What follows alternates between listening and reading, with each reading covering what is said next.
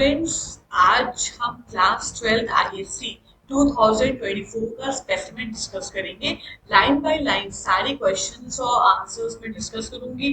अगर आपको कोई डाउट है तो आप कमेंट बॉक्स में मेंशन कर सकते हैं। और कई सारे चैप्टर्स पर ऑलरेडी सॉल्यूशंस हमारी आईक्यू क्लासेस की वेबसाइट पर दे रखा है। अब मैं उसका लिंक जो है डिस्क्रिप्शन बॉक्स में मेंशन कर दूंगी। आप चाहे तो वहां जाकर के अपनी पढ़ाई के लिए नोट्स, सब्जेक्ट वाइज नोट्स भी हैं, चैप्टर वाइज नोट्स हैं, फिजिक्स केमिस्ट्री मैथ्स सब में है। ठीक, और प्रीवियस ईयर के बोर्ड क्वेश्चंस भी आपके सॉल्व हैं। उसके अलावा कुछ इंपॉर्टेंट क्वेश्चन चैप्टर वाइज आपको साइक्यू क्लासेस की वेबसाइट पर कंप्लीट मिलेगा। तो चलिए अब हम स्पेसिमेन स्टार्ट करते हैं। तो बच्चों, सबसे पहले आईक्यू क्लासेस, ठीक है, आप यहाँ पर गूगल में सर्च कर लीजिए आईक्यू क्लासेस। ठीक, ये सबसे पहली वेबसाइट आपको मिल जाएगी, इसको ओपन करिए। इस वेबसाइट में आप देख सकते हैं हम लोग ने कई सारे जो चैप्टर्स हैं उनके सोल्यूशन भी डाल रखे हैं, 9, 10, 11, 12। ऐसे आप अगर 12 में आईएससी सीबीएसई दोनों बोर्ड में है, और आईएससी बोर्ड पर अगर हम जाएंगे तो यहाँ पर फिजिक्स केमिस्ट्री सारे सब्जेक्ट्स पर, जैसे आप फिजिक्स में गए सपोज करिए, ठीक है, तो आपके जितने भी चैप्टर्स हैं, चैप्टर्स के सारे, जैसे इलेक्ट्रिक चार्जेस एंड फील्ड्स है, इस पर आपको न्यूटन के सारे सॉल्यूशंस, ठीक, सारे लॉन्ग आंसर्स भी आपको मिल जाएंगे। यहाँ पर देखिए न्यूमेरिकल्स भी है, एवरीथिंग। ठीक, इसके अलावा अगर आप चाहें तो यहाँ पर आपको इम्पोर्टेंट क्वेश्चंस भी मिल सकते हैं। इन इम्पोर्टेंट क्वेश्चंस को हमने दो पार्ट में डिवाइड किया है। देखिए, यहाँ पर नोट्स का भी सेक्शन है, यहाँ पर इम्पोर्टेंट नोट्स का भी सेक्शन है। इम्पोर्टेंट नोट्स पे जाइए तो आपको इस चैप्टर से रिलेटेड कंप्लीट नोट्स आपको मिल जाएगा। Attraction, everything, charging by induction, पूरा नोट्स आपको दे रखा है। बोर्ड के क्वेश्चंस भी यहाँ पर सॉल्व कर रखे हैं। ये कुछ इंपॉर्टेंट क्वेश्चंस हैं जो आपके बोर्ड में आ चुके हैं, आपका सोल्यूशन भी दे रखा है। तो इतना सब कुछ आपके पास इस आईक्यू क्लासेस की वेबसाइट पर मिलेगा। आप वेबसाइट पर जाइए और अच्छे से बोर्ड की प्रिपरेशन करिए। आपके हेल्प के लिए यहाँ पर ऊपर देखिए स्पेसिमेन में इतने 3 साल के स्पेसिमेन भी आपको सॉल्व करके रखे हुए हैं, चाहे सीबीएसई हो चाहे आईएससी हो। ये 2023 का है, क्लास 12 आईएससी में जाइए, और यहाँ पर जब आप 12 में पहुंचेंगे तो सभी के स्पेसिमेन सोल्यूशन आपको मिल जाएंगे। वैसे चलिए हम फिलहाल फिजिक्स की बात करते हैं। ठीक, तो ये आपके फिजिक्स का स्पेसिमेन पेपर है, ये आपके एग्जाम में आया हुआ है। देखिए, पेपर के एंड यहाँ पर पहले सेक्शन के बाद पूरा यहाँ पर हमने डिस्क्रिप्शन दे रखा है, आपके आंसर्स दे रखे हैं, ये पूरा कंप्लीट। ठीक, ओके, चलिए सॉल्व करा जाए। ये जो क्वेश्चन आपको दे रखा है, देखिए इस क्वेश्चन में 100 वॉट और 40 वॉट बल्ब पैरेलल में कनेक्टेड है। अगर पैरेलल में कनेक्टेड है तो जो मेन करंट है I1 वो यहाँ पर दो हिस्सों में डिवाइड हो रहा है। इसका मतलब I1 जो है वो इन दोनों से बड़ा है। अब क्योंकि यहाँ पावर ज्यादा है, पावर करंट के प्रोपोर्शनल है, तो इसलिए I3 ज्यादा होगा और उसके बाद I2 होगा। तो I2 जो है वो I3 से कम है। ठीक, लेकिन I2 जो है वो I1 से भी कम है। तो जो बी वाला ऑप्शन है वो बिल्कुल सही ऑप्शन। फिर आप सेकंड पॉइंट पर आइए। सेकंड पॉइंट में इन्होंने कहा है, सेकंड पॉइंट में देखिए कह रहे हैं a circular coil having n turns of radius this much and this much। Okay, चलिए अभी वाला क्वेश्चन सॉल्व किया जाए। अब इन्होंने क्या दे रखा है कि ये जो सर्कुलर कॉइल है, ये जो सर्कुलर कॉइल में n टर्न से रेडियस r है, करंट I प्रोड्यूस कर रहा है, मैग्नेटिक फील्ड P है एट द सेंटर। ठीक है, अगर इसी को ओपन कर दिया जाए, रिबाउंड कर दिया जाए, और आपको बोला गया कि अब रेडियस 2r हो गया है, करंट तो सेम फ्लो कर रहा है, तो magnetic field at the centre क्या हो जाएगा। ओके, तो magnetic field at the centre, T से नोट किया जा रहा है, फॉर्मूला क्या होता है, mu naught I upon 2 pi R. ठीक, अब हम नेक्स्ट क्वेश्चन पर आते हैं। नेक्स्ट क्वेश्चन में देखिए बेटा, n नंबर ऑफ टर्न्स हैं, ठीक है, और इसी कॉइल को इन्होंने बाद में रिबाउंड कर दिया, ठीक है, जिसका रेडियस डबल कर दिया, करंट तो सेम पास कर रहा है। आपको दोनों के बीच में मैग्नेटिक फील्ड का रेशियो निकालना है, या फिर निकालना है कैसे डिपेंडेंसी है। तो देखो, अगर n सेम है लेकिन एरिया तो दोनों का सेम हो जाएगा ना। मतलब अगर number of turn circular coil का है तो उसको खोल दिया गया, उसको 2r का बना दिया गया, लेकिन area of both the coils will be same. ठीक, मतलब क्या हुआ कि मैं इसको ऐसे लिख सकती हूँ, जैसे area multiplied by n number of turns is equals to दूसरा जो भी है जिससे फूल हमने बनाया उसका एरिया मल्टीप्लाइड बाय, अब ये टर्न का मुझे नहीं पता, मुझे निकालना है कि अगले वाले जो हमने फूल का बनाया है उसमें टर्न क्या होगा। तो एरिया का फॉर्मूला क्या होता है, pi r square into n. A dash का फॉर्मूला क्या, पाई, यहाँ पर रेडियस कितना है 2r का स्क्वायर इंटू एन डैश। तो यहाँ पर देखिए ये कैंसिल हो जाएगा, ये कैंसिल हो जाएगा, तो एन डैश की वैल्यू कितनी आ जाएगी, n अपॉन 4 आ जाएगी।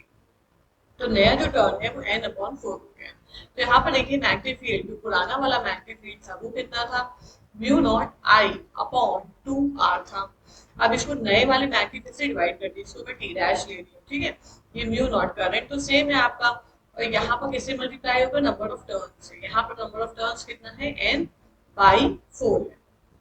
ठीक, अब इसको भी डिवाइड किया गया है, किससे डिवाइड किया है हमने, 2r कर दिया है, तो ये जाएगा 4r। ठीक, अब जो कैंसिल हो रहा है उन सबको कैंसिल कर दीजिए, ये कैंसिल, ये cancel, R cancel, R cancel. यहाँ पर क्या बचा, टी अपॉन टी डैश बचा, ऊपर 1 बचा और यहाँ पर 1 अपॉन 4 बचा। ठीक, तो अगर इसको हम सॉल्व करेंगे, क्रॉस मल्टीप्लाई करेंगे, तो वो हो जाएगा T upon 4 is equals to T dash. तो कौन सा ऑप्शन सही बैठ रहा है, डी। इस तरीके से इस क्वेश्चन को सॉल्व किया जाएगा। चलिए नेक्स्ट क्वेश्चन पे हम मूव करते हैं। नेक्स्ट क्वेश्चन में आपको दे रखा है assertion और रीजन है कि magnetic lines of forces they do not intersect each other. Reason दे रखा है at the point of intersection a magnetic field will have two direction. बिल्कुल सही है, इंटरसेक्ट नहीं करते हैं, और जिस पॉइंट पर इंटरसेक्ट करते हैं वहां पर दो डायरेक्शन हो सकते हैं, तो इट्स नॉट पॉसिबल। ठीक, तो बिल्कुल सही है, ए वाला ऑप्शन करेक्ट है। Next है जी फोर्थ वाला, the focal length of a double convex lens is equal to radius of either surface. The refractive index of its material will be okay. चलिए अब इस क्वेश्चन को सॉल्व करते हैं। देखिए, चलिए हम नेक्स्ट क्वेश्चन पे मूव करते हैं। The focal length of a double convex lens is equals to the radius of curvature of either side. मतलब अगर ये डबल कॉन्वेक्स लेंस है, ठीक, तो जो फोकल लेंथ है वो उनकी रेडियस ऑफ कर्वेचर के बराबर है। अगर मैं यहाँ पर रेडियस ऑफ कर्वेचर लूँ तो इसकी वैल्यू कितनी हो जाएगी, -1/2। यहाँ पर लूँ तो जाएगी +1/2। फोकल लेंथ का फॉर्मूला हमको पता है, 1/f is equals to mu -1 1 upon r1 -1 upon r2। Value substitute कर दीजिए, म्यू की वैल्यू मुझे निकालनी है। ठीक, और ये जो फोकल लेंथ है ये रेडियस ऑफ द कर्वेचर के बराबर होगा, मतलब मैं इसको 1 अपॉन r के बराबर कह सकती हूँ। ठीक, तो ये कितना हो जाएगा, 1 अपॉन r1, ये भी r के बराबर है, और r2 की जो वैल्यू है वो क्या हो जाएगी, r2 इस साइड होगा, वो -r के बराबर है, तो ये हो जाएगा +1 अपॉन r। अब हम इसको सॉल्व करें, सॉरी मल्टीप्लिकेशन है, तो अगर मैं इसको सॉल्व करूं तो 1 upon r is equals to mu -1, ये कितना हो जाएगा 2 अपॉन r। ठीक, इसको कैंसिल, इसको कैंसिल, म्यू -1 की वैल्यू कितनी हो जाएगी, 1/2। अगर मैं 1 को उधर भेजूं तो म्यू की वैल्यू कितनी हो जाएगी, 3/2। 3/2 इज अ करेक्ट ऑप्शन। अब क्वेश्चन समझ में आया होगा, ये बड़ी इंपॉर्टेंट क्वेश्चन है। ठीक है, अब चलो नेक्स्ट क्वेश्चन पे मूव करते हैं। नेक्स्ट क्वेश्चन में आपको बोला है कि which one of the following statement is correct in case of run of a single slit experiment. Okay, all bright fringes are of same intensity. और नेक्स्ट आपको बोला है central fringe is the brightest. Okay, जब भी हम frown of a single slit experiment की बात करते हैं तो सेंट्रल ब्राइट फ्रिंज जो होती है वो हमेशा ब्राइटेस्ट होती है। Angular width of centre increases with the increase in wavelength of, angular width जो होती है थीटा, उसका formula lambda D upon V होता है। ठीक है, अब उस कंडीशन में थीटा जो है वो लैम्डा के प्रोपोर्शनल है, तो जैसे जैसे लैम्डा बढ़ेगा वैसे वैसे एंगुलर विड्थ भी बढ़ेगा, तो बी और डी दोनों ही करेक्ट ऑप्शन। ठीक, अब नेक्स्ट पर आ जाइए। नेक्स्ट क्या कह रहा है आपका कि the de Broglie wavelength of, इसमें बी और इसमें बी और डी दोनों correct option. The de Broglie wavelength of a moving particle varies. Okay, lambda जो होता है बेटा वो h अपॉन mv होता है। mv माने क्या हो गया, h अपॉन मोमेंटम। ठीक है, तो यहाँ पर देखिए कि डायरेक्ट प्रोपोर्शनल टू वेलोसिटी नहीं, डायरेक्ट मोमेंटम भी नहीं है, inversely proportional to linear momentum. बिल्कुल सही, यहाँ पर देखिए इनवर्सली प्रोपोर्शनल है लीनियर मोमेंटम। ओके, चलिए नेक्स्ट क्वेश्चन पर आ जाइए। आपको बोला है कि 8th वाले क्वेश्चन पर इसमें बोला है which one of the following statement is correct with reference to the semiconductor physics. semiconductor physics को थोड़ा आते हैं हम लोग। semiconductor physics में क्या कहता है ये पहले, semiconductor physics क्या कहता है हमको कि n type semiconductor has a majority of holes। n type में तो ज्यादा इलेक्ट्रॉन्स होते हैं। to convert pure phosphorus is used as a dopant in energy forbidden band is absent resistant, no। सी वाला ऑप्शन करेक्ट है, क्योंकि जब हम मेटल का कंडक्टर का एनर्जी बैंड डायग्राम बनाते हैं तो दोनों के बीच में फॉरबिडन बैंड एब्सेंट होता है। तो ये आपका एक पूरा सेशन कंप्लीट हो गया। यहाँ पर देखिए नीचे इसके सॉल्यूशंस भी आपको दे रखे हैं, ठीक है। अगर आपको डाउट हो तो आप इसके थ्रू देख सकते हैं। नेक्स्ट आ जाइए बी पार्ट में। बी पार्ट में आपको बोला है state any one advantage of a full wave rectifier to that of a half wave rectifier. तो देख लीजिए फुल वेव रेक्टिफायर क्या कहता है कि जो एफिशिएंसी होती है हाफ वेव रेक्टिफायर के मुकाबले वो डबल होती है। हाफ वेव रेक्टिफायर की 40.6 के अराउंड होती है और फुल वेव रेक्टिफायर की 81.2% के अराउंड होती है, ठीक है। तो जस्ट डबल होती है, तो एक एडवांटेज हो गया। State the condition of for a balanced Wheatstone with. तो यहाँ पर देखिए सेकंड पार्ट में पूरी condition P by Q is equal to R by S। जब ये कंडीशन बीट होगा तब ब्रिज बैलेंस्ड होगा, मतलब कैथोड के अक्रॉस कोई भी करंट फ्लो नहीं करना होगा। Name the rule used to determine the direction of induced current. जब भी ऐसा होता है तो Fleming's left hand rule use करते हैं, राइट हैंड कहाँ यूज करते हैं, इलेक्ट्रोमैग्नेटिक इंडक्शन में यूज करते हैं। With what type of source of light are plane wavefront associated. जब भी कोई प्लेनर वेवफ्रंट बनता है तो लाइट हमेशा कहाँ से आती है, इनफिनिटी से आती है, okay. Writing a special for the torque acting on A electric dipole kept in an electric field in vector form। तो टॉर्क का फॉर्मूला आपको याद होगा, यहाँ पर मेंशन है P cross E।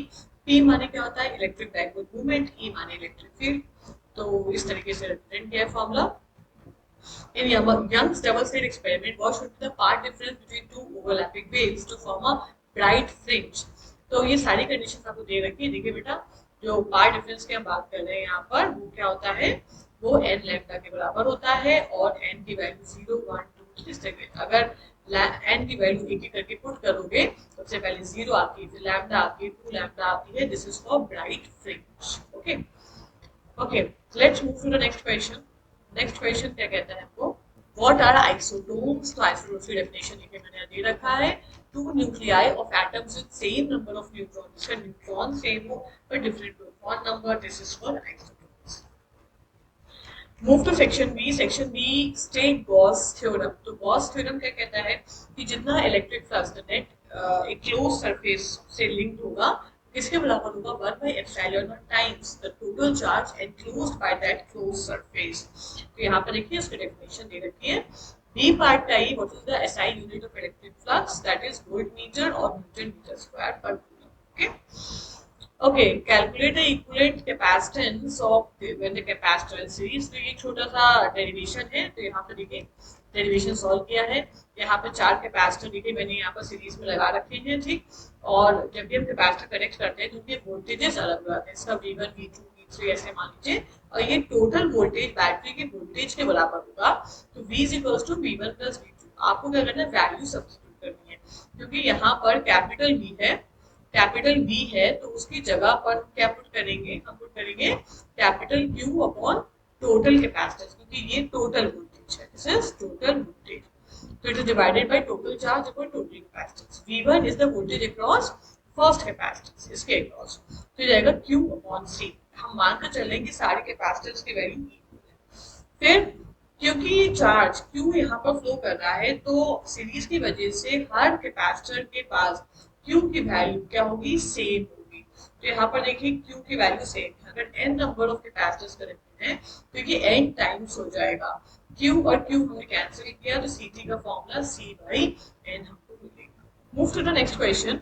If hollow charged metallic sphere of radius r carries a charge capital Q, how much work has to be done in moving a charge Q on its surface through a distance d? Okay, तो charge है Q जो point P पर रखा हुआ है distance d पर, ठीक है, डिस्टेंस d पर रखा हुआ है यहाँ पर, और उसको सरफेस तक लेकर आना है। आपसे पूछा गया है कितना वर्क किया। तो वर्क का जो फॉर्मूला होता है वो क्या होता है, potential difference multiplied by charge. किस चार्ज को हम लेकर के आ रहे हैं, क्यू को लेकर आ रहे हैं। अब यहाँ पोटेंशियल डिफरेंस होगा, एक तो वीपी पर एक पोटेंशियल हुआ, ठीक है, दूसरा पोटेंशियल उसके सरफेस पर, ठीक, सरफेस पर। तो इन दोनों का जो पोटेंशियल डिफरेंस है वो आपको निकालना है। अगर पोटेंशियल सरफेस का निकालेंगे तो इस स्फीयर का रेडियस r है, फॉर्मूला क्या होता है पोटेंशियल का, k q अपॉन r। तो this is the potential for the sphere at the surface. Surface का पोटेंशियल आ गया। अब अगर मुझे p का पोटेंशियल निकालना है, ये जो पॉइंट है ना, तो उस कंडीशन में क्या फॉर्मूला जाएगा, के क्यू अपॉन आर। आर क्या है, डिस्टेंस, हमेशा याद है ना। तो यहाँ पर पी तक जाने के लिए डिस्टेंस कितना हो जाएगा, के क्यू अपॉन डी। आपको क्या करना है, पोटेंशियल डिफरेंस निकालना है, डेल्टा। तो हमने दोनों को माइनस कर दिया। तो यहाँ देखिए, अगर हम दोनों को माइनस करेंगे तो इसमें से के कॉमन हो जाएगा, ठीक है। ब्रैकेट के बाहर आपको क्या मिलेगा, मतलब ब्रैकेट के अंदर आपको क्या मिलेगा, देखिए ये जो Q है ना, इसको भी उसी तरफ ले आइए। तो ये अंदर आपको क्या मिलेगा, Q upon R minus small q upon R, ये वैल्यू आपको मिल जाएगी, ठीक। So this is the answer. इसमें हमारा q upon r minus q upon r, this will be the answer. Okay, now let's move to the next question. Next question में देखिए क्या आपको दे रखा है। अगले क्वेश्चन में आपको बोला है what is meant by pair annihilation, give one example। तो ये theoretical question है, मैंने यहाँ पर दे रखा है। It occurs due to the collision between subatomic and its anti-particle same mass and opposite charge।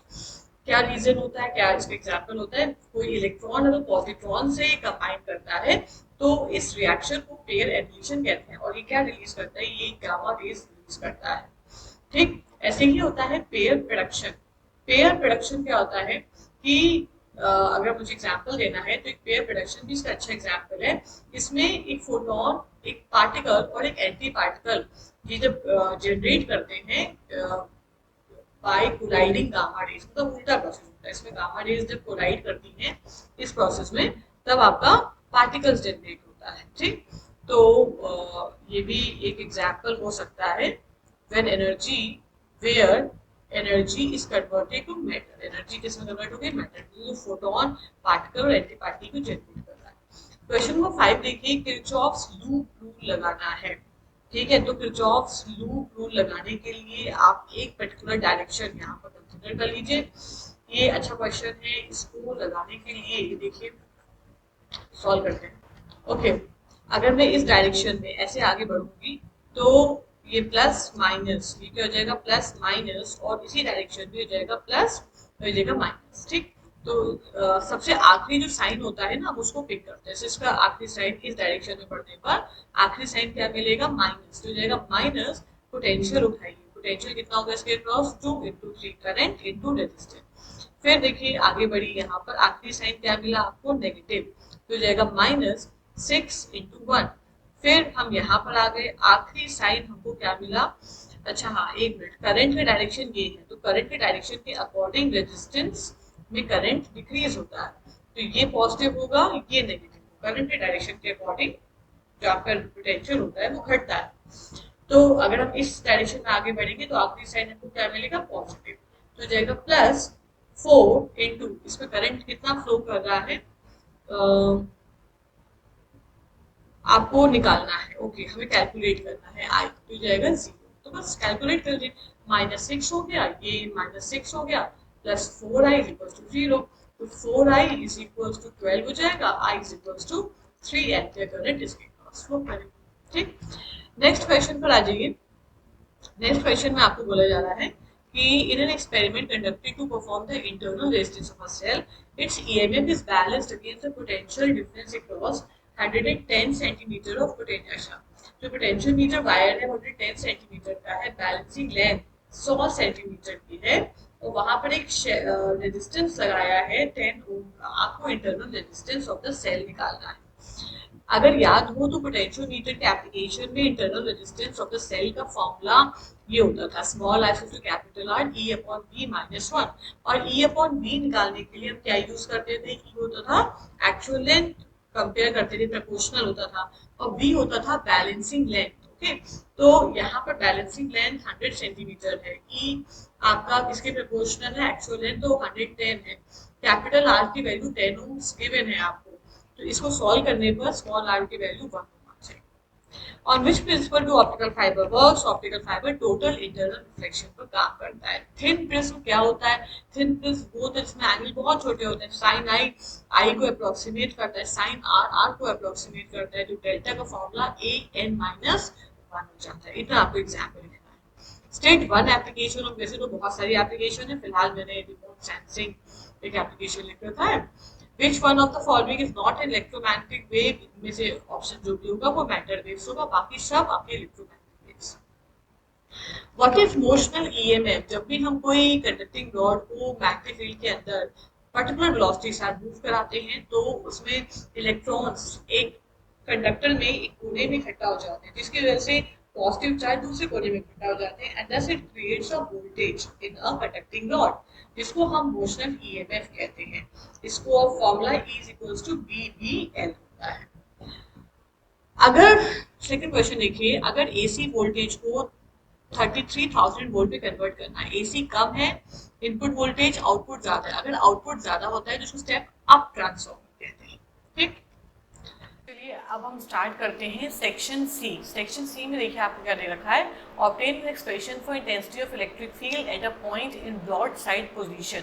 जो इलेक्ट्रिक डाइपोल होता है हमारा बेसिकली वो इस तरीके से होता है, एक जगह माइनस क्यू होता है, एक जगह प्लस क्यू होता है, दोनों के बीच का जो डिस्टेंस होता है वो 2L होता है। हमेशा जो डिस्टेंस नापते हैं किसी दूसरे पॉइंट का वो हमेशा डाइपोल का सेंटर लेकर के नापते हैं। तो अगर आपको ब्रॉड साइड ऑन पोजीशन बोला है तो एक ऐसी लाइन होती है ये जो इस डाइपोल को इक्वल पार्ट में डिवाइड करे, तो वो लाइन वही हो सकती है जो इसके सेंटर से परपेंडिकुलर बाइसेक्टर होकर निकले। तो कोई एक पॉइंट मान लीजिए P, इस पॉइंट पर आपको इलेक्ट्रिक फील्ड इंटेंसिटी कैलकुलेट करनी है। तो चलिए देखें कैसे डेरिवेशन किया है, यहाँ पर पूरा कंप्लीट ये डेरिवेशन है आपका। ठीक है, अगर इस डेरिवेशन को ध्यान से देखें तो इसमें ये डायग्राम जो दे रखा है, इस डायग्राम में देखिए, ठीक, इसमें एक माइनस क्यू चार्ज है और एक प्लस क्यू चार्ज है, इस तरीके से है माइनस क्यू और प्लस क्यू। ये आपका ब्रॉड साइड ऑन पोजीशन है, इस पॉइंट पर इलेक्ट्रिक फील्ड निकालना है। ठीक है, तो जो माइनस क्यू चार्ज है उसकी इलेक्ट्रिक फील्ड का डायरेक्शन उसी की तरफ होगा, इसको मैं E2 मान लेती हूँ, और जो प्लस क्यू चार्ज है उसकी इलेक्ट्रिक फील्ड का direction away from plus Q होगा, तो इसको हम E1 मान लेते हैं। अब आपको करना क्या है कि E1 और E2 का आपको रिजल्टेंट निकालना है, क्योंकि आपको कैपिटल E की वैल्यू चाहिए। ठीक, तो कैसे निकालेंगे, इसके लिए वेक्टर थ्योरम पर आ जाइए। एक एंगल जो है आपका, एक एंगल वो E1 है, दूसरा एंगल जो है आपका वो E2 है। आपको अगर निकालना है रिजल्टेंट तो आप एक काम करिए कि ये एंगल थीटा है, तो अगर इसको रिजॉल्व करेंगे तो ये जाएगा E1 cos थीटा, ऐसे ही ये एंगल भी थीटा है तो E2 को रिजॉल्व करेंगे तो जाएगा E2 cos थीटा, ऐसे ही ये हो जाएगा E1 sin थीटा। ठीक, और ये हो जाएगा E2 sin थीटा, क्योंकि sin theta equal opposite direction में है तो देखिए एक दूसरे को कैंसिल करेंगे, तो हम किसको ऐड करेंगे E निकालने के लिए, हम यहाँ पर E1 cos theta plus E2 cos theta देखिए हमने कर रखा है, और इसके नीचे अब आपको कुछ नहीं करना है, सिंपल फॉर्मूला लगाना है। ये मैंने यहाँ पर फॉर्मूला लगाया है इलेक्ट्रिक फील्ड का। तो इलेक्ट्रिक फील्ड का फॉर्मूला क्या होता है, Q अपॉन 4πε0। ठीक है, अगर आपको पॉइंट P और माइनस Q के बीच का डिस्टेंस चाहिए, ये डिस्टेंस, तो उसको कैलकुलेट करना पड़ेगा। कैसे, तो ये डिस्टेंस हो जाएगा r² plus l² under root, और इसका होल स्क्वायर अगर करेंगे तो अंडर रूट हट जाएगा। ठीक है, तो देखिए यहाँ पर जो आपका डेरिवेशन है उसमें देखिए मैंने यही कर रखा है, और इसको cos थीटा से यहाँ मल्टीप्लाई किया, क्योंकि दोनों वैल्यू सेम है तो आप इसको 2 cos थीटा भी कर सकते हैं। कुल मिलाकर के अब आपको cos थीटा की वैल्यू चाहिए, तो cos थीटा की वैल्यू कैसे आएगी, ये थीटा है। ठीक, तो अगर आप ट्राइंगल को देखें तो इस ट्राइंगल में cos थीटा की वैल्यू कितनी होती है, cos थीटा का फॉर्मूला अगर याद है तो it is base upon hypotenuse. तो cos थीटा होता है बेस अपॉन हाइपोटेन्यूज, तो यहाँ बेस कितना है, L है, और हाइपोटेन्यूज कितना है, under root r² plus l²। तो ये वैल्यू cos थीटा की उठा करके हमने इस cos थीटा की जगह सब्स्टिट्यूट कर दीजिए। देखिए यहाँ पर सब्स्टिट्यूट कर दिया, वैल्यू आपने सब्स्टिट्यूट करा, and now you just have to solve. अब अगर आप ध्यान से देखें इसी डेरिवेशन में तो इसमें ऊपर न्यूमरेटर में देखिए 2QL है और P का फॉर्मूला होता है 2QL, तो यहाँ पर 2QL की जगह देखिए मैंने P पुट कर दिया। ठीक है, और डिनोमिनेटर में आ जाएगा, क्योंकि एक r² प्लस l² की पावर 1 है, दूसरा r² प्लस l² की पावर 1/2 है, तो r² प्लस l² की पावर 3/2 हो जाएगी। यहाँ पर एक छोटा सा एजम्पशन हमको लेना है कि ये जो आपकी r की वैल्यू है, ठीक, ये बड़ी है एज कम्पेयर टू L, तो जो l² है उसको हमें निगलेक्ट कर देना है। तो इस इक्वेशन से जो l² दिखाई दे रहा है उसको आप हटा दीजिए, तो this will be your expression for dipole moment. ठीक, आई होप आपको क्लियर होगा। Electric field intensity due to broad side on position. अगर डेरिवेशन में कोई प्रॉब्लम है तो आप कमेंट बॉक्स में मुझे मेंशन करिए, मैं उसका एक अलग से डेरिवेशन का आपका वीडियो बनाऊंगी। ओके, नेक्स्ट आइए। In figure 3 shown below all the cells identical, the external register are also same। ठीक है, सारे सेल आइडेंटिकल हैं, आपको ईएमएफ और इंटरनल रेजिस्टेंस दे रखा है, एक्सटर्नल रेजिस्टेंस भी दे रखा है। इन्होंने बोला है कि same current flows through register, मतलब जो करंट फ्लो कर रहा है इसके अंदर वो बिल्कुल सेम करंट फ्लो कर रहा है। चलो ठीक है, you have to calculate the relation between R internal resistance of the cell, ठीक है, and you have to find the external register R. अच्छा, दोनों के विषय में रिलेशन निकालना है, तो बहुत आसान है। इसके ऊपर देखिए मैंने क्वेश्चन कर रखा है, आपको क्या करना है, ये सीरीज वाला कॉम्बिनेशन है, इसमें टोटल ईएमएफ कितना होगा 2 ही, टोटल रेजिस्टेंस कितना होगा 2R, तो ये हमने फाइंड आउट किया टोटल करंट। अब पैरेलल में आ जाइए, पैरेलल में दोनों पोटेंशियल बराबर होते हैं, तो टोटल पोटेंशियल E के बराबर होगा टोटल रेजिस्टेंस R, और R कितना हो जाएगा R/2, तो ये तो इंटरनल रेजिस्टेंस हो गया। तो इसको कैपिटल R मतलब total resistance of the circuit से डिवाइड करेंगे, तो देखिए ये हो गया इक्वेशन नंबर 2। ठीक, इक्वेशन 1 इक्वेशन 2 दोनों में करंट सेम फ्लो कर रहा है, तो दोनों को इक्वेट कर दीजिए, so you will be getting this relation. ठीक, ओके, नेक्स्ट क्वेश्चन पर आ जाओ बच्चों। नेक्स्ट क्वेश्चन क्या कहता है आपसे कि और करके the drift velocity of electrons इतना दे रखा है, E is the charge, E is the electric field. How does the drift velocity change with the increase in the potential difference across the conductor? अब इस सर्किट में देखो कहीं potential difference है नहीं, मतलब पोटेंशियल डिफरेंस हमको ले करके आना है। ठीक है, तो कैसे लेकर आएंगे? E का फॉर्मूला तो आपको याद है क्या होता है, V/L।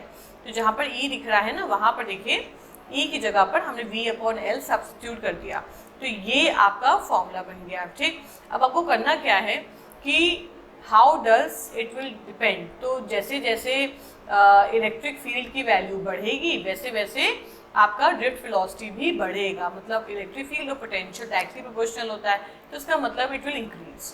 अगर आप लेंथ को 4L कर दें तो ड्रिफ्ट वेलोसिटी में क्या चेंज होगा? बाकी सब सेम है, सेम एरिया है, सेम लेंथ है, एवरी सेम एरिया है और सेम कॉपर वायर है। तो यहाँ पर देखिए इसमें हमने क्या किया, L की जगह पर खाली 4L पुट कर दिया फॉर्मूले में। दोनों इक्वेशन में सारी चीज़ें सेम है, तो सब कुछ कैंसिल हो जाना है। ठीक, and this is the relation between new drift velocity and initial drift velocity. Next question पे आइए। नेक्स्ट क्वेश्चन कहता है आपका कि a galvanometer resistance 100 ohm gives full scale deflection for a potential of this much. सिर्फ galvanometer की बात कर रही है, तो गैल्वेनोमीटर का रेजिस्टेंस इतना है, तो गैल्वेनोमीटर में पोटेंशियल इतना है, तो रेजिस्टेंस और पोटेंशियल से क्या निकल सकता है, करंट, और ये जो करंट आपका निकलेगा दिस इज IG। तो देखिए यहाँ पर हमने क्या कर रखा है, यहाँ पर देखिए हमने IG की वैल्यू निकाली है V/G।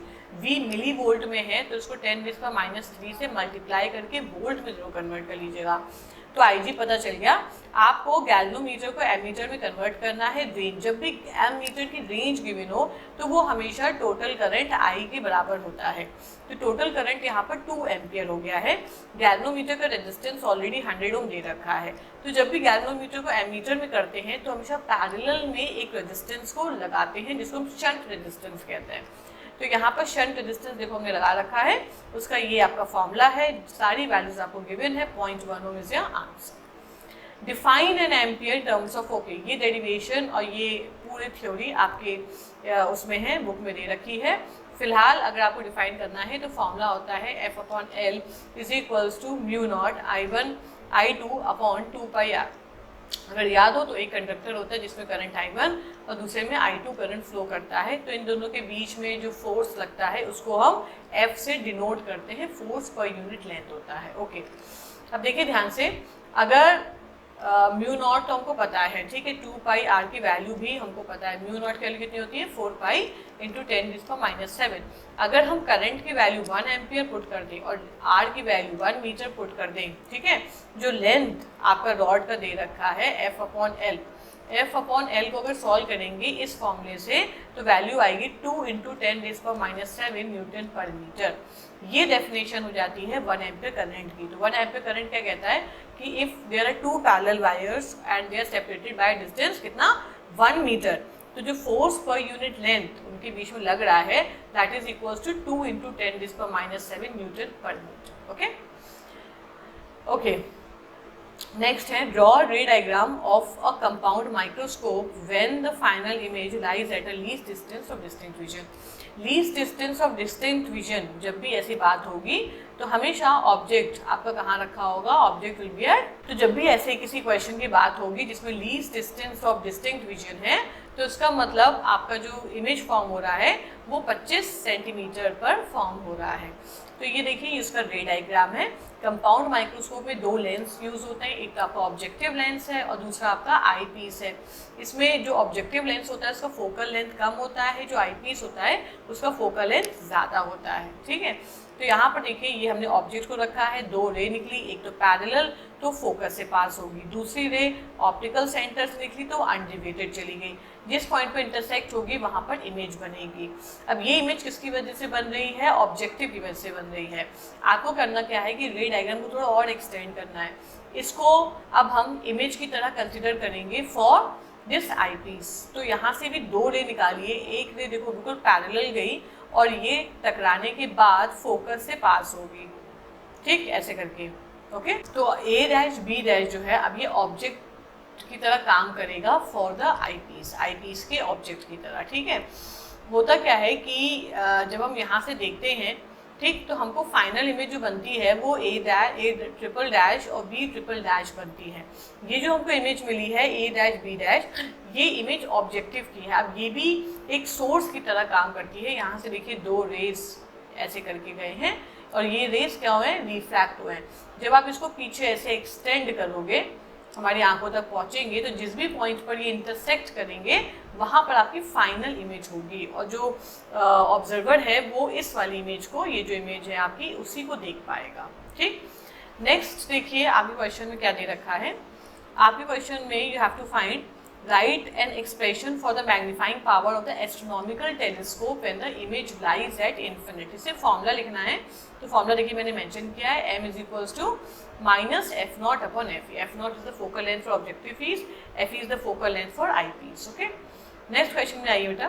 For refraction at convex, convex spherical surface पर रिफ्रैक्शन करना है। ये पूरा आपका एक डेरिवेशन है जिसमें n2 n1 और इन सबका रिलेशन निकालना है। तो कॉन्वेक्स स्फेरिकल सरफेस पर निकालना है। ओके, तो यहाँ पर देखिए, यहाँ पर इस पूरे रे डायग्राम को एक्सप्लेन किया है। ठीक है, ये एक कॉन्वेक्स स्फेरिकल सरफेस पर रे डायग्राम को बनाया गया है और ये बहुत आसान रे डायग्राम है। इस पर क्वेश्चन अक्सर एग्जाम में आता है। ये आपने एक कॉन्वेक्स स्फेरिकल सरफेस बना दिया, यहाँ से आपने प्रिंसिपल एक्सिस खींच दी, ये सेंटर ऑफ कर्वेचर है, ये ऑब्जेक्ट है। करना क्या है, एक रे बिल्कुल ऐसे गई, ठीक, और स्ट्राइक होने के बाद ये क्या हो जाएगी, आपकी रे एक पर्टिकुलर पॉइंट पर आकर रिफ्रैक्ट हो जाएगी from nearer to the denser medium. Centre of curvature से एक नॉर्मल खींच दीजिए, क्योंकि जो रे सेंटर कर्वेचर पास होती है वो हमेशा शीशे के परपेंडिकुलर होती है। नॉर्मल आ गया, ठीक।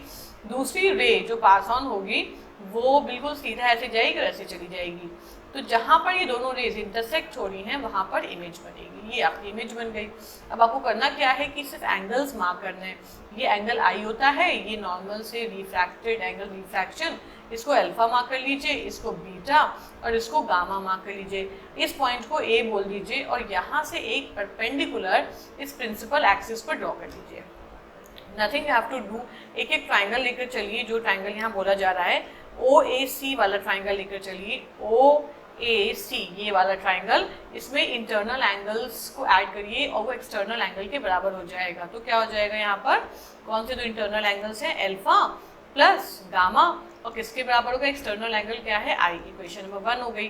सेम ऐसे ही हमने लेकर चला CIA। CIA को ध्यान से देखिए, इसमें क्या करना है, R plus beta internal angle हो गया, ये गामा है, is equals to external angle that is called. Equation 1 से I की वैल्यू तो ऑलरेडी दे रखी है। इक्वेशन 2 से R की वैल्यू निकाल लीजिए, which is gamma minus beta. Snell's law अगर हम लगाएंगे तो उसमें I और R की वैल्यू हम पुट कर देंगे, ठीक है। बस इतना सा ध्यान रखना है हमको। तो यहाँ पर देखिए क्योंकि हमने आई और आर की वैल्यू निकाल ली है। अब आगे देखिए यहाँ पर क्या किया है, अगर एंगल बहुत छोटे हैं तो अल्फा की जगह 10 अल्फा और बीटा की जगह 10 बीटा और गामा की जगह 10 गामा पुट कर सकते हैं। तो जो इक्वेशन 1 है उसी में देखो 10 अल्फा और 10 गामा हमने पुट कर दिया। आप एक एक ट्राइंगल उठाइए और 10 अल्फा 10 बीटा और 10 गामा की वैल्यू निकालिए। यहाँ से देखिए 10 अल्फा की वैल्यू कितनी हो जाएगी, इस ट्राइंगल से AN अपॉन NO, ठीक, ये आपकी 10 अल्फा की वैल्यू हो गई। NO जो है वो अप्रॉक्सीमेटली इक्वल टू PO कहा जा सकता है, तो ये 10 अल्फा की एग्जैक्ट वैल्यू हुई। सेम ऐसे ही 10 गामा की वैल्यू उठाइए इस वाले ट्राइंगल से, तो ये हो जाएगा AN, क्योंकि वो परपेंडिकुलर है, अपॉन पूरा लेंगे PC, क्योंकि N P के बहुत क्लोज है। ये दोनों वैल्यू उठाइए और इक्वेशन 2 में सब्स्टिट्यूट कर दीजिए। देखिए हमने यहाँ सब्स्टिट्यूट कर दिया, ठीक है। अब इसके आगे हम देखते हैं एक और ट्राइंगल की हम बात करेंगे, ट्राइंगल ACI। ट्राइंगल ACI, ये पतला वाला ट्राइंगल की बात करेंगे। इस ट्राइंगल को अगर ध्यान से देखो तो इसमें गामा एक्सटीरियर एंगल है, R प्लस बीटा इंटरनल है, तो यहाँ से R की वैल्यू उठा लेंगे। सेम वही काम करिए जो आपने इससे पहले किया है I वाले में, कि 10 गामा और 10 बीटा आपके अप्रॉक्सीमेटली इक्वल हैं। तो यहाँ से देखो R की जगह पर 10 गामा और 10 बीटा हमने पुट कर दिया। तो एक एक ट्राइंगल उठाइए, जहाँ से 10 बीटा की वैल्यू निकाल लीजिए, 10 गामा ऑलरेडी आप निकाल चुके हैं, तो दोनों वैल्यू को देखिए हमने सब्स्टिट्यूट कर दिया है, ठीक है। अब लास्टली हम क्या करेंगे, स्नेल्स लॉ लगाएंगे उस कॉन्वेक्स स्फेरिकल सरफेस पर। तो ये मैंने यहाँ स्नेल्स लॉ लगा दिया। आपकी लाइट ट्रैवल कर रही है, angle of incidence, angle of refraction और एब्सोल्यूट रिफ्रैक्टिव इंडेक्स क्या हो जाएगा, N2 अपॉन N1। क्योंकि वैल्यू बहुत कम है तो साइन I जो है उसकी जगह हम I पुट कर देंगे, साइन R की जगह हम R पुट कर देंगे, ठीक है। और I और R की वैल्यू आप ऑलरेडी निकाल चुके हैं, आपको सिर्फ सब्स्टिट्यूट करनी है। यहाँ पर I और R कर दिया, तो I और R की वैल्यू हमने क्या किया है, इक्वेशन ऊपर वाली जो इक्वेशन है I और R की, उससे सब्स्टिट्यूट कर दिया। अब जो जो वैल्यू आपके डायग्राम में दे रखी है वो वैल्यू यहाँ पुट करते जाइए, दिस इज इट, बस खत्म आपका, ठीक। तो यहाँ पर देखिए सारी वैल्यू हमने पुट कर दी हैं जो आपको दे रखा है, V, U और R, and this is the final expression. तो एक बार इस डेरिवेशन को देखिएगा, बहुत इंपॉर्टेंट है, कॉन्केव का भी कर लीजिएगा, वो भी एग्जाम में अक्सर आता है। Using Huygens wave theory prove Snell's law for refraction. तो ये जो स्नेल्स लॉ है ये हमेशा वेव फ्रंट के थ्रू अपने डेरिवेशन करते हैं, ठीक है। तो यहाँ पर जो रे ट्रैवल कर रही है ये आपका एक ग्लास स्लैब हो गया, और ये रे ट्रैवल कर रही है, ये एक वेव फ्रंट है, दिस इज वेव फ्रंट। तो जब लाइट रिफ्रैक्ट होगी तो ये वेव फ्रंट सीधा ना जाकर ये भी अपने एक पर्टिकुलर एंगल से रिफ्रैक्ट हो जाएगा, ठीक। तो यहाँ पर देखिए हमने कुछ ट्राइंगल को सिमिलर प्रूफ किया है, इन दोनों ट्राइंगल को सिमिलर प्रूफ किया और उनके साइड का रेशियो ले लिया। फिर दूसरे ट्राइंगल को सिमिलर प्रूफ किया और उनके साइड का हमने रेशियो यहाँ पर ले लिया है। आपको कुछ नहीं करना है, कि आपको दोनों इक्वेशन, एक मिनट, हाँ, आपको इक्वेशन 1 ये वाली जो इक्वेशन है और इक्वेशन 2 वहाँ से दोनों इक्वेशन उठा करके हमने कंपेयर कर दिया, ठीक। PM डैश और AB डैश किसके बराबर हो जाएगा, आपका PQ अपॉन AD के बराबर हो जाएगा, ठीक। Similarly AB dash upon AD equation number 1 से, ठीक है, इक्वेशन नंबर 1 कहाँ है, ये AB डैश अपॉन AD किसके बराबर है, V2 अपॉन V1 के बराबर है। तो यहाँ सब्स्टिट्यूट कर दीजिए, तो आपको मिल जाएगा कि PM डैश अपॉन PQ की वैल्यू किसके बराबर है, radius in medium 2 upon radius if medium 2 were absent, ठीक। यहाँ पर देखो फॉर्मूला है ना, इसकी जगह हमने सब्स्टिट्यूट कर दिया, तो सेम यही फॉर्मूला आपको PM डैश अपॉन AB का भी मिल जाएगा, जो पहले AB डैश अपॉन AD था, क्योंकि ये दोनों वैल्यू को देखिए हमने इक्वल प्रूफ किया है, ठीक। ओके, अब नेक्स्ट डेरिवेशन पर आइए बच्चों। A certain metal emits photoelectrons with a green light but not with yellow light. Okay, अगर हम विब्योर यहाँ देखिए बना रखा है, येलो लाइट एमिट नहीं कर रहा है, इसका मतलब येलो लाइट की जो फ्रिक्वेंसी है वो कम है। अब एनर्जी जो होता है, एनर्जी का फॉर्मूला होता है HF, मतलब energy is directly proportional to frequency. तो जिसकी फ्रिक्वेंसी कम है उसकी एनर्जी भी कम होगी, ठीक। तो ग्रीन लाइट एमिट कर रहा है, इसका मतलब ग्रीन लाइट की एनर्जी ज़्यादा है।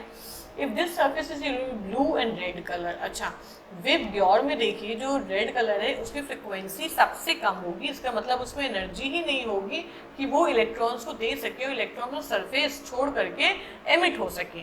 तो उसका मतलब रेड कलर बिल्कुल भी आपको फोटो इलेक्ट्रिक एमिशन नहीं कर सकता है, सिर्फ ब्लू कलर कर सकता है क्योंकि इसकी फ्रिक्वेंसी ज़्यादा है और इसकी एनर्जी भी ज़्यादा होगी। What conclusion can be drawn from the phenomenon regarding the nature of light? यही conclusion जो आपको बताया गया था इसी चैप्टर में, that is it is a particle nature। ठीक, लाइट अपने एनर्जी को एक्सचेंज करता है और फिर वो इलेक्ट्रॉन्स एनर्जी गेन करता है and it leave the surface, this is called photo electrons. ठीक, फोटो इलेक्ट्रिक इफेक्ट। चलिए move to the next topic. हाँ, a lens of focal length f is divided into two equal parts. These parts are then arranged as shown in figure 4b below. Okay, इस तरीके से हमने इसको arrange किया है।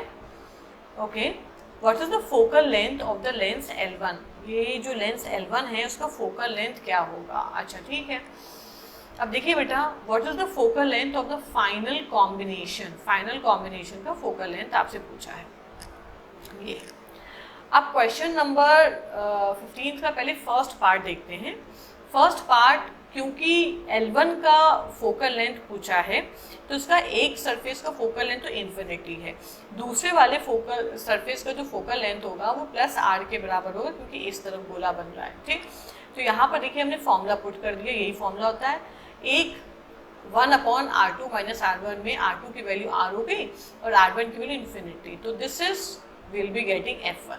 अब ये F1 किसका आया है? L1 का आया है। इसको किसके टर्म में आंसर देना है? इसको आंसर आपको फर्स्ट वाले के टर्म में देना है। तो फर्स्ट वाला का पहले फोकल लेंथ निकालिए जो कि हमने यहाँ से निकाला है। ये देखिए, इसमें एक रेडियस एक साइड बन रहा है तो प्लस r हो जाएगा, दूसरा रेडियस एक साइड बन रहा है तो माइनस r हो जाएगा। तो देखिए एक बार मैंने प्लस r एक बार माइनस r पुट किया है। सॉल्व करने पर फोकल लेंथ इनिशियल वाला ये आ रहा है, इसको और इसको कंपेयर करना है, you will be getting this expression. Second वाले में कॉम्बिनेशन पूछा है, ठीक है, तो कॉम्बिनेशन में देखिए F2 और F1 के बीच का रिलेशन क्या है, इसके साथ 2f, तो यहाँ F1 की जगह पर 2f पुट कर दीजिए, F2 की जगह भी 2f पुट करेंगे, तो जो फाइनल कॉम्बिनेशन आ रहा है वो f के बराबर आ रहा है। ठीक, okay. Using Ampere's circuit law, obtain an expression for the magnetic field near a long current carrying straight conductor. Okay, ये डेरिवेशन आपके कोर्स में है। ठीक, magnetic field to infinite straight wire. Okay, question number 16 देखिए। Using Ampere's circuit law, obtain an expression for magnetic field near a long straight conductor carrying current. Okay, तो जो long straight conductor है जो current carry करता है, इसमें particularly point P पर एक यहाँ पर ऐसे करंट कैरी कर रहा है, तो पॉइंट P पर आपको इलेक्ट्रिक फील्ड निकालना है, तो इसको ज्वाइन कर देंगे, यहाँ से यहाँ तक का डिस्टेंस हम r ले लेंगे और ये छोटा सा डिस्टेंस जो मिल लिया है वो dl हो जाएगा। इन दोनों पॉइंट्स को हम कनेक्ट करेंगे, this will B phi2, this will B phi1। ये डेरिवेशन है, ये पूरा कंप्लीट डेरिवेशन आप देख लीजिएगा, वेबसाइट पर भी गिवन है सारे नोट्स में, और मैंने इसको कम्प्लीटली सॉल्व भी किया है। कोई डाउट होगा तो आप इसको मुझे कमेंट बॉक्स में मेंशन करिए, मैं इस पर अलग से एक वीडियो बनाऊंगी। Okay, move to the next question बच्चों। यहाँ पर बोला है कि Young's double slit experiment is performed by a student, the examiner gives the following state whether the responses, आपको responses बताने। पहला, examiner, the fringes on the screen are too crowded, increase the distance between the fringes। okay, अगर fringes के बीच का distance बढ़ा दें तो जो fringes हैं they are too crowded। हाँ, तो ठीक है, देखिए बेटा फॉर्मूला होता है beta is equals to lambda D upon D. ठीक, और बीटा डी के इन्वर्सली प्रोपोर्शनल है। स्मॉल डी का मतलब होता है डिस्टेंस बिटवीन द स्लिट्स, तो अगर हम डिस्टेंस स्लिट के बीच में बढ़ा दें तो बीटा की वैल्यू डिक्रीज हो जाती है, और बीटा क्या है, बीटा को बोलते हैं फ्रिंज विड्थ। ठीक है, तो अगर डिस्टेंस डिक्रीज हो गया तो दे बिकम टू क्राउडेड, बहुत पास आ जाएंगे। ठीक, तो द स्टेटमेंट जो आपका है कि अगर हम फ्रिंज विड्थ को डिक्रीज करते हैं, सॉरी अगर हम distance between the fringes decrease करते हैं तो फ्रिंजेस जो हैं they will become more bright. Fringes are not very bright, increase their brightness. Student move the source of light towards the slits. अगर टूवर्ड्स द स्लिट तो capital D की value change कर रहा है. ठीक है, तो यहाँ पर देखिए ये इनकरेक्ट है क्योंकि अगर आप कैपिटल डी की वैल्यू चेंज करोगे तो बहुत ज़्यादा ब्राइट नहीं बनेगी क्योंकि कैपिटल डी से वो इन्वर्सली प्रोपोर्शनल होता है. ओके, नेक्स्ट है जी, compare the distance between central and first minima with the distance between second and third maxima. Student major and state the distance between central and first maxima is more than the distance. No no no, it's बिल्कुल गलत है ये, क्योंकि जो distance होता है वो बिल्कुल इक्वल होता है. Lambda cap D upon D होता है. ठीक है, तो सिर्फ वो स्लिट के बीच का कितना सेपरेशन है और distance between the slit and the screen पर ही डिपेंडेंट होता है. ठीक है, ये बिल्कुल भी डिपेंडेंट नहीं होता है. अगर आपने स्लिट का सेपरेशन फिक्स कर दिया और स्क्रीन और स्लिट के बीच का जो डिस्टेंस है वो भी फिक्स कर दिया तो बीटा की वैल्यू जो होती है वो सेम रहती है. स्लिट का जो आपका फ्रिंजेस है, फ्रिंजेस के बीच का जो सेपरेशन है, it will remain the same, it will not change. ये गलत है. Okay, now move to section D. Section D में देखिए पहला क्वेश्चन 18 का first, a close loop of area. ठीक है, एरिया हमको दे रखा है 1 metre square and resistance 10 ohm दे रखा है. It's free to rotate about an axis passing through its plane and from the center. If the loop is placed at right angle to a magnetic field, B आपको दे रखा है 0.2 Weber per meter square and turn through 180 degree in 0.02 second. 180 degree कितना theta है? 180 degree. आपको induced EMF निकालना है. तो अगर फैराडेज लॉ याद हो तो इंड्यूस्ड ईएमएफ का फॉर्मूला क्या था? Minus d∅/dt. और इसमें फाई की वैल्यू किस चीज़ को डिनोट करती थी? फाई की वैल्यू डिनोट करती थी BA cos थीटा. ओके, अब देखिए बच्चों कि यहाँ पर EMF की वैल्यू जो है d/dt मतलब चेंज इन वैल्यू पर डिपेंड करता है. तो यहाँ देखिए मैग्नेटिक फील्ड तो आपकी फिक्स है, दैट इज 0.2. एरिया कितना है? वो भी फिक्स है, 1 है. cos थीटा मतलब cos 180 डिग्री जिसकी वैल्यू कितनी होती है? -1 होती है, तो जाएगी +1. सॉरी मतलब मल्टीप्लाई करके माइनस माइनस प्लस हो जाएगा डिवाइडेड बाय 0.02. ठीक है, तो हमने देखिए यहाँ सॉल्व किया है and you will be getting EMF. चलिए सेक्शन डी में मूव करते हैं. पहला क्वेश्चन है, इसमें एरिया दे रखा है, रेजिस्टेंस दे रखा है और मैग्नेटिक फील्ड दे रखा है. आपको बोला है कि पहले राइट एंगल पर प्लेस था, फिर उसको place right angle to the magnetic field place किया है एंड टर्न थ्रू 180 डिग्री. पहले 0 डिग्री पर था, फिर 180 डिग्री टर्न किया है. EMF निकालना है और करंट निकालना है. ओके, तो देखिए यहाँ पर डेरिवेशन कर रखा है. पहले वो 0 डिग्री पर था, फिर वो 180 डिग्री पर है. तो φ1 की वैल्यू कितनी हो जाएगी जब 0 डिग्री पर प्लेस करेंगे? 0.2 के बराबर. अब जब 180 डिग्री प्लेस करेंगे तो -0.2 के बराबर हो जाएगी. ठीक है, अगर आपको याद हो तो हमारा एक फॉर्मूला था फैराडेज लॉ का, -d∅/dt. ठीक है, -d∅/dt का मतलब होता है कि वो चेंज इन फ्लक्स को डिटरमाइन करता है. तो फ्लक्स में कितना चेंज आया वो आपको नोट करना है. तो कितना चेंज आया? सबसे पहले φ2 माइनस φ1 हमको करना पड़ेगा. ठीक है, φ2 कितना है? -0.2 है, φ1 कितना है? 0.2 है. तो ये कितना हो जाएगा आपका? -0.4 हो जाएगा. और डेल्टा टी कितना है? 0.02 है. इसको सॉल्व करिए. देखिए यहाँ पर आपको गिवन है दैट इज 20 वोल्ट. ऐसे ही करंट की वैल्यू निकालनी है तो E/R होता है. E रेजिस्टेंस 10 ओम दिया है आपको, 2 एम्पीयर आ जाएगा. ठीक, चलिए नेक्स्ट क्वेश्चन पे मूव करते हैं. नेक्स्ट क्वेश्चन हमारा कह रहा है कि एक मिनट, हाँ, a wire is wound into solenoid. एक सोलेनॉइड बनाया, लेंथ L है, रेडियस R है, सेल्फ इंडक्टेंस L के बराबर है. By what factor does capital L dash आपको निकालना है.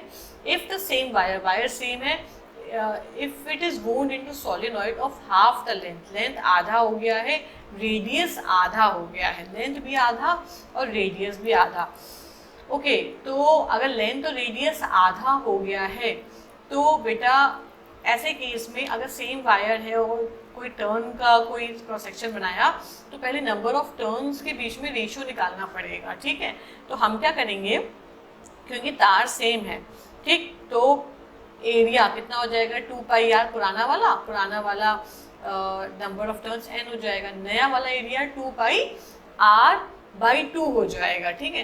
क्योंकि इन्होंने कहा है ना कि तार सेम है, तो अगर उसको आधा कर दिया तो उसका जो क्रॉस सेक्शन है, ये सरकमफ्रेंस है, वो कितना हो जाएगा 2πr हो जाएगा, 2πr into number of turns. ऐसे करके हमको पूरा सोलेनॉइड के पूरा जितने नंबर ऑफ टर्न्स हैं उसकी लेंथ पता चल जाएगी ना, ठीक है। तो इन्होंने कहा है कि लेंथ बराबर है, अब समझिएगा, अगर लेंथ बराबर, सेम तार है, उस सेम तार को ऐसे ऐसे ऐसे करके लपेट दिया, ठीक है। उसके बाद दूसरा वही तार है लेकिन अब उसको आधा कर दिया, ठीक है, हाफ कर दिया, ठीक है। तो इन्होंने कहा है कि अगर तार सेम है, ठीक है, और लेंथ आधा कर दिया तो आप दोनों की लेंथ में रेशियो निकाल सकते हैं। कैसे, इसका लेंथ कितना होगा, इसका लेंथ होगा सरकमफ्रेंस इसका 2πr और नंबर ऑफ टर्न्स n, ये l के बराबर आ जाएगा। सेम ऐसे ही नया लेंथ कितना होगा 2π, ठीक, और उसको क्या कर देंगे r/2, ठीक, क्योंकि हमारा जो सरकमफ्रेंस है, जो सॉरी रेडियस है, वो r/2 हो जाएगा।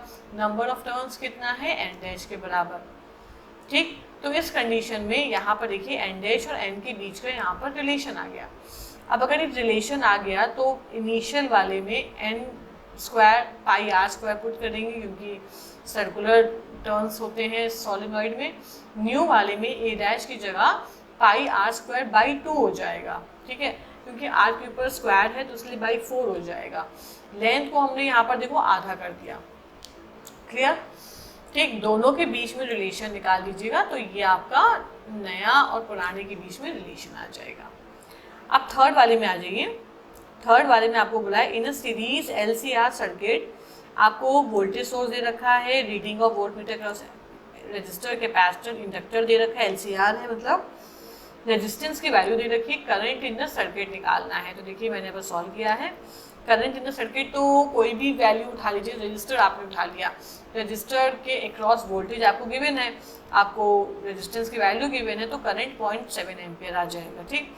नेक्स्ट आपको क्या पूछा है, वैल्यू ऑफ L पूछा है, फिर वैल्यू ऑफ C पूछा है। तो वैल्यू ऑफ L तभी आएगा जब XL आएगा। तो XL कैसे आएगा, देखो वोल्टेज अक्रॉस इंडक्टर दे रखा है, करंट आप निकाल ही चुके हैं, तो XL आ गया, XL से आपको L आ जाएगा। सेम ऐसे ही वोल्टेज अक्रॉस कैपेसिटर भी देखिए आपको दे रखा है, यहाँ से आपको XC आ जाएगा, XC आ जाएगा तो यहाँ से भी C आ जाएगा। अब नेक्स्ट टर्न पे, नेक्स्ट उसमें बी पार्ट में कैपेसिटेंस को डबल कर दीजिए, by what value should be the inductance be change to keep its resonant frequency constant. अच्छा, L की वैल्यू में चेंज पूछा है लेकिन F कांस्टेंट है, तो पुराना F लीजिए, नया F लीजिए। देखिए F और इसमें F तो कांस्टेंट है, ठीक है, तो L और C में रिलेशन चाहिए। L और C इसके अकॉर्डिंग इन्वर्सली प्रोपोर्शनल है। अगर C डबल हो रहा है तो L क्या हो जाएगा, L आधा हो जाएगा, ठीक। Okay, uranium undergoes nuclear fission as shown the nuclear reaction. Calculate the energy released during the nuclear fission reaction. इस क्वेश्चन को सॉल्व करने के लिए देखिए यहाँ पर एंड में ये पूरा डेटा आपको दे रखा है, ये ठीक है, mass of proton, neutron, uranium, krypton, सब कुछ आपको दे रखा है। इसी को पुट करके हमने यहाँ डेरिवेशन किया है। देखिए ये आपकी कंप्लीट इक्वेशन है। आपको इनिशियल मास निकालना है, ठीक है, किसका इनिशियल मास निकालना है, इसका। यूरेनियम का मास आपको दे रखा है, ये इतना, पीछे वैल्यू देख लीजिएगा, और न्यूट्रॉन का आपको मास भी दे रखा है। तो ये आपका टोटल मास किसमें, AMU में। फिर फाइनल मास, ये जो बना है फाइनल मास, इसको निकालना है। इसकी भी सारी वैल्यू पीछे दे रखी है, mass of uranium, mass of barium और 3 टाइम्स मास ऑफ न्यूट्रॉन। तो सॉल्व करने पर भाई इतनी वैल्यू आ रही है। आपको क्या निकालना है, आपको एनर्जी निकालना है। तो कैसे निकालेंगे, पहले मास डिफेक्ट निकालेंगे, तो Mi माइनस FMF दोनों को माइनस कर देंगे। U जो है ये AMU है, इसको किस में कन्वर्ट करना है, मेगा इलेक्ट्रॉन वोल्ट में। तो कैसे कन्वर्ट कर, सॉरी, इसको किस में कन्वर्ट करना है, इसको MeV में कन्वर्ट करना है। तो MeV में कैसे, 1 AMU इतने MeV के बराबर होता है। तो इन दोनों को मल्टीप्लाई कर दीजिए, आपका आंसर इसमें आ जाएगा, दिस इज द एनर्जी। ठीक, आसान क्वेश्चन था ये। ओके, नेक्स्ट क्वेश्चन देखिए, आपको बोला गया है कि right one balance equation two represent nuclear fission. Nuclear fission की रिएक्शन भी मैंने दे रखी है नीचे, अब आप देखिएगा स्क्रॉल करके। In Rutherford alpha particle scattering experiment observed that most of the alpha particles did not deflect. Some showed a deflection of more than 90 degree and some were deflected by even 180 degree. तो वो जो Rutherford alpha particle था उसके सारा conclusion observation with reason आपको दे रखा है। तो आपको बोला गया है कि जस्टिफाई करिए कि बाय मोर देन 90 डिग्री वो क्यों रिफ्लेक्ट हो रहे थे। तो यहाँ पर देख लिए, inside the atom there are regions with positive charges. जहाँ पर पॉजिटिव चार्जेस हैं उन रीजन में वो हाईली डेंस रीजन है, ठीक। तो वहाँ पर जब वो पड़ेगा तो वो अल्फा पार्टिकल को डिफ्लेक्ट कर देगा बाय मोर देन 90 डिग्री। ओके, नेक्स्ट आ जाइए सी का second part. State any one postulate of Bohr theory. वैसे तो कई सारे वैसे तो state one postulate of Bohr theory, तो आप कोई भी एक बोर थ्योरी का पोस्टुलेट यहाँ मेंशन कर सकते हैं। नेक्स्ट आ जाइए और करके सेकेंड पार्ट में ए का first, define unified atomic mass unit. तो यहाँ पर आप देख लीजिए 1 AMU की definition, it is the standard unit for indicating mass on an atomic scale. It is defined as 1/12 of the mass of one carbon atom. एक carbon atom का 1/12 मास जो होता है वो 1 AMU के बराबर होता है, ठीक। 1 AMU की वैल्यू आपकी पूछी गई है, तो ये रिलेशन आपको पता ही है, इसको मेंशन कर दीजिए। फिर थर्ड में what is the physical significance of binding energy per nucleon of a. Binding energy का आपसे वो पूछा गया डेफिनेशन कि वो एनर्जी होती है जो प्रोटॉन्स और न्यूट्रॉन्स को होल्ड करके रखती है इनसाइड द न्यूक्लियस, ठीक है। अगर बाइंडिंग एनर्जी कम होगी तो न्यूक्लियस आपका स्टेबल नहीं होगा, it will disintegrate. Okay, next move to B part. The wavelength of the first linear Balmer series की बात हो रही है। इतना calculate the value of Rydberg constant. तो बार्मर का फॉर्मूला यहाँ पर वेवलेंथ का देखिए, हमने फॉर्मूला लगा दिया 1/λ। जब भी हम बार्मर सीरीज की बात करते हैं तो कहाँ से किस रेंज में बात करते हैं, किस n की वैल्यू से 2 से और n की वैल्यू 3 के बीच में बात होता है। तो यहाँ पर n1 की जगह देखिए 2 तो 4 हो जाएगा, n2 की जगह 3 तो 9 हो जाएगा। सॉल्व करने पर रिडबर्ग कांस्टेंट आपको ऑलरेडी पता है, उसको चेक करने में आपको आसानी होगी। लास्ट क्वेश्चन देखिए 20th। ये एलईडी के ऊपर क्वेश्चन है, ठीक है। आपको करना क्या है, name 2 semiconductor diodes used in rain sensor. तो रेन सेंसर में जो डायोड हम इस्तेमाल करते हैं that is LED and photo diode. We can mention what kind of biasing is used in these diodes. तो जो एलईडी होता है बेटा उसमें फॉरवर्ड बाइसिंग होती है, फोटो डायोड में रिवर्स बाइसिंग होती है। You have to draw the symbol of LED. तो this is the symbol of LED, light emitting diode. I hope आपको आईसी स्पेसिमेन क्लियर होगा। अगर कोई क्वेश्चन आपको लगे बहुत जल्दी हो गया या समझ में नहीं आया तो उसको कमेंट बॉक्स में मेंशन करिए, मैं उसको अलग से वीडियो में एक्सप्लेन करूँगी। पढ़ते रहिए। All the best for your board exams. Thank you.